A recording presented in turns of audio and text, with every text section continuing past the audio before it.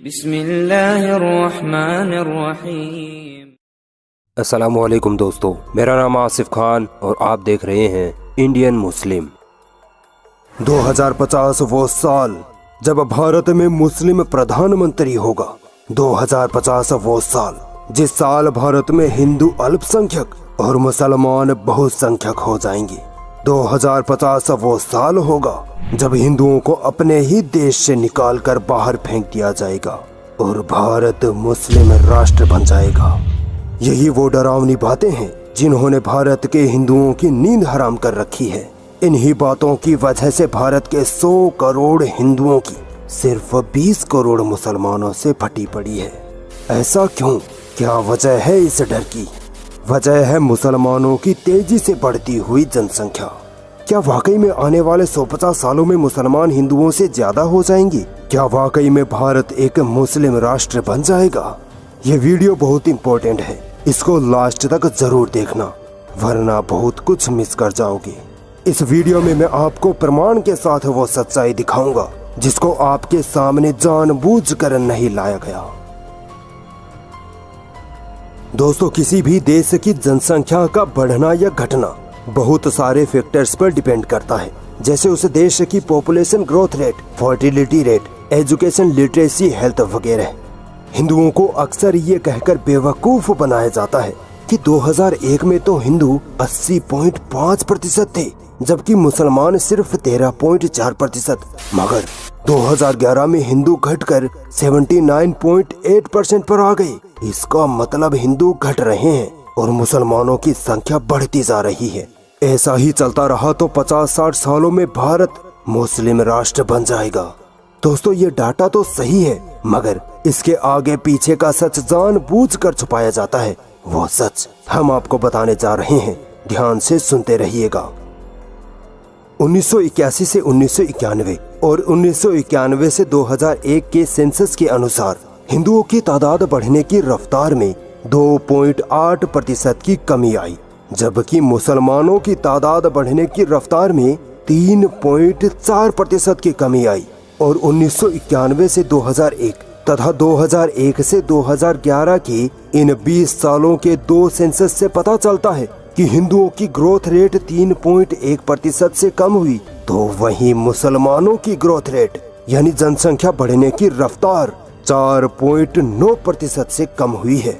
इन आंकड़ों से साफ पता चलता है कि मुसलमान हिंदुओं की तुलना में तेजी से बढ़ नहीं रहे बल्कि बहुत तेजी से कम हो रहे हैं।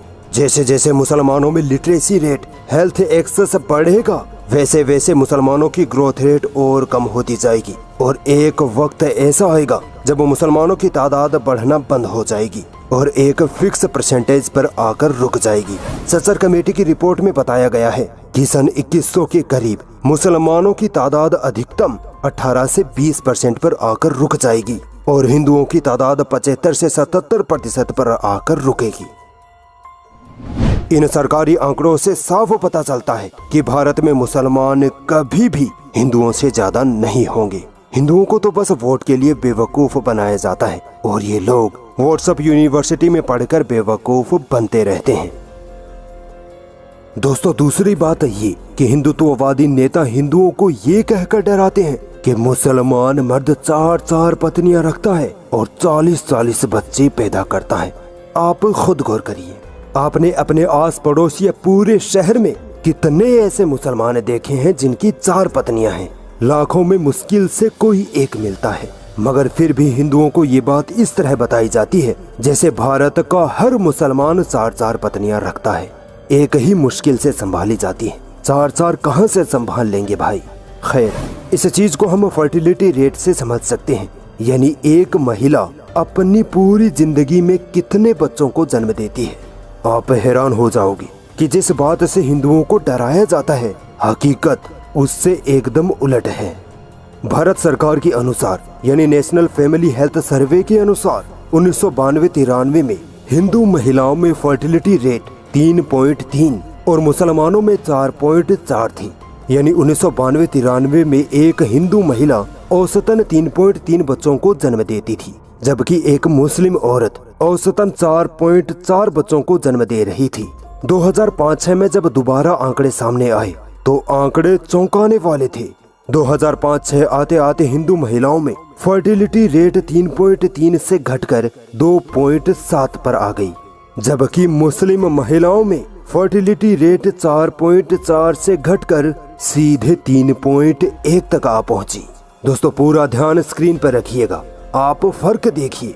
हिंदू महिलाओं में सिर्फ 0.6 बच्चों की कमी आई, जबकि मुस्लिम महिलाओं में 1.3 बच्चों की कमी आ गई है। फर्टिलिटी गैप देखें तो 1992-93 में हिंदू और मुस्लिम महिलाओं में ये गैप 1.1 बच्चे का था, वो 2005-06 में घटकर सिर्फ 0.4 का रह गया। यानी कि हिंदू और मुस्लिम महिलाएं लगभग सेम तादाद में बच्चों को जन्म दे रही हैं। ये आंकड़े तो 2005-06 तक के हैं। आज की करंट सिचुएशन देखें तो अब तक ये अंतर भी खत्म हो गया होगा, क्योंकि मुसलमानों में अब लिटरेसी, एजुकेशन और हेल्थ फील्ड में बहुत सुधार आया है। परिवार जितना गरीब, जितना अनपढ़ होता है, उनमें बच्चों की तादाद उतनी ही अधिक होती है। भारत का मुसलमान आज भी गरीब है और सबसे कम पढ़ा लिखा समाज है, इसीलिए मुसलमानों की तादाद बढ़ती है। मगर आने वाले वक्त में मुस्लिम समाज एजुकेट होगा, तब जनसंख्या भी नियंत्रण में आती रहेगी।